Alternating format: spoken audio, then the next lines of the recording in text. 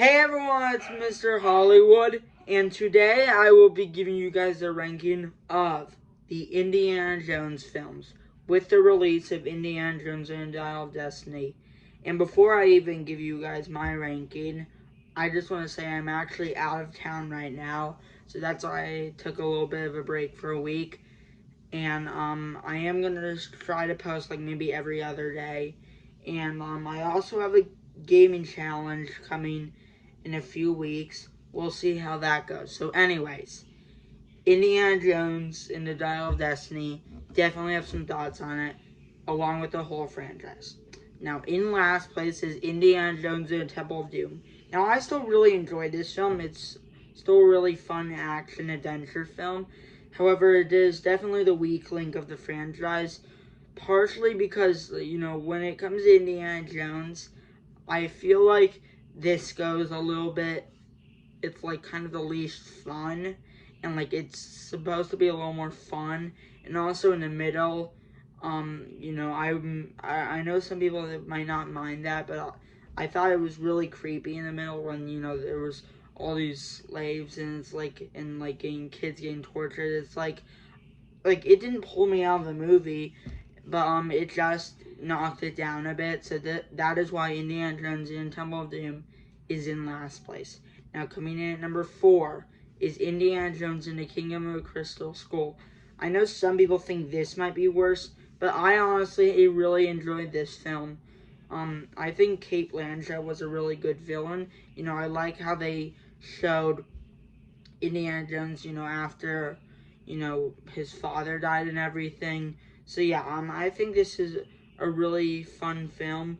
And, it is still, like, neck and neck with Indiana Jones and Temple of Doom, so it's not like it's that much, away from being in last place. But yeah, I do think this is slightly better than Indiana Jones and Temple of Doom. However, it is definitely not anywhere near as good as the top 3, and at this point you're kind of picking your favorite child. These 3 are like a razor thin difference. However, there's reasons why I have them in the order. Now, my number 3 is Indiana Jones and the Dial of Destiny. And who knows, maybe this will move down, maybe this will move up over time. However, I really love this film. I think it is a great send-off to the Indiana Jones character. I think Mads Mikkelsen might be our best villain.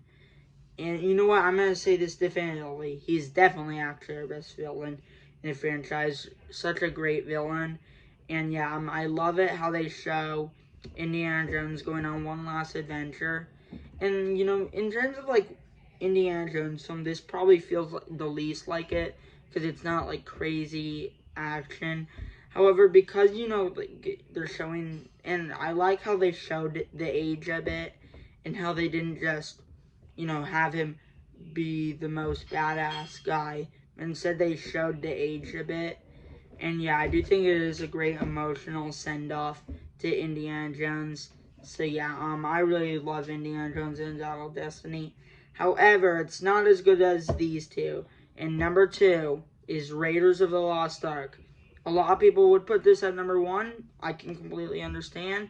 It's like this much from being number 1, but yeah, it is my number 2. But yeah, it has possibly the best opening in any movie where you see Indiana Jones and then running away from the boulder. That is amazing.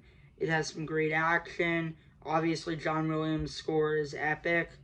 So yeah, this film is amazing. I don't have anything wrong. It's one of my favorite films of all time, but so is my number 1, Indiana Jones and the Last Crusade.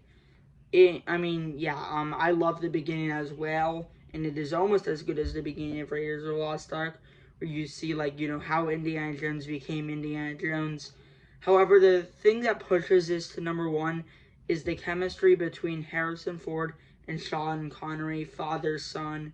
They have absolutely amazing on-screen chemistry.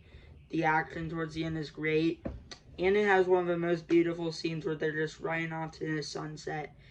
And, honestly, if this was the end, I would have been fine with that.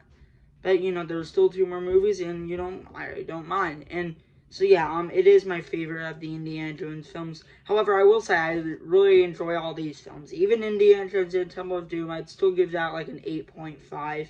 If I had to go score, I'd probably give Temple of Doom and King of the Crystal Skull an 8.5. I'd honestly probably give Dial of Destiny a 9.5. And I'd probably give Last Crusade and Raiders of the Lost Ark both perfect 10s. So yeah, all 5 of these films are really good to great. So yeah, it's just something had to come in last. But yeah, I love all the 5 of these films. And if we never see Indiana Jones again, I'm fine with.